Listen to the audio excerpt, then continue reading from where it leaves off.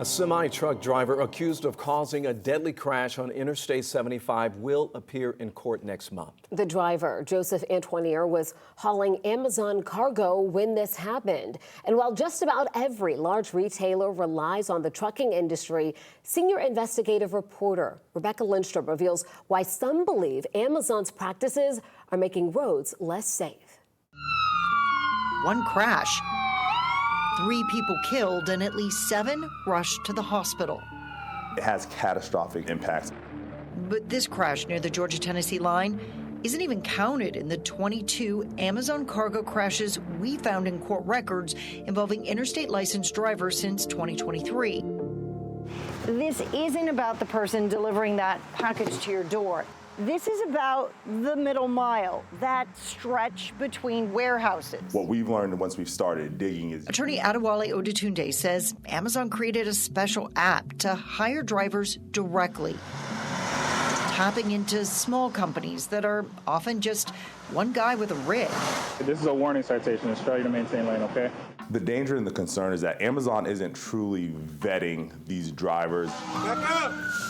Amazon would strongly dispute that claim, but comparing our analysis of lawsuits to this University of Tennessee professor's review of U.S. DOT safety records, the trend remains the same.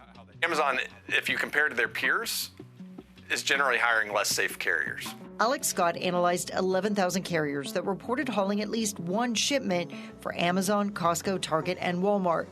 He says Amazon hired significantly more carriers with no safety score or an unsafe driving score than the competition.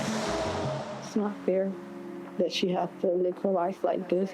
3-year-old Venari spent 2 months in the hospital after her grandmother says a tractor trailer carrying Amazon cargo hit the back of her mom's car. She has a traumatic brain injury.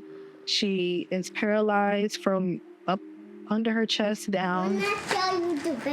The lawsuit filed on behalf of Venari alleges that a policy violation led Amazon to block Ugardi Trucking from picking up loads. But at the time of this crash, the owner of that company was driving a load for Gonzalez Freight in his Ugardi truck. They'll close that company down, open up a brand new company, and now they've got a clean safety rating. But Amazon says this was actually a case of illegal subcontracting. It is the U.S. DOT that is responsible for inspecting trucks and qualifying drivers. 11Alive News Investigates found there is often no data for companies like Amazon to review. Of the companies still licensed after the crashes that triggered lawsuits in Georgia, 64% have no rating or safety inspection score. I think it's a situation where the U.S. DOT is just overwhelmed with the sheer number of motor carriers that there are. Still, Odutunde and families impacted say there are things companies can do independently to better vet who is hauling their cargo. I think they see it as the cost of doing business. A cost with those injured paying the price.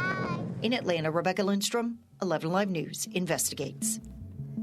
And as always, if you have a tip you'd like for us to investigate, you can contact Rebecca at the number on your screen, 44873-9111. You can also email her at investigates@11alive.com.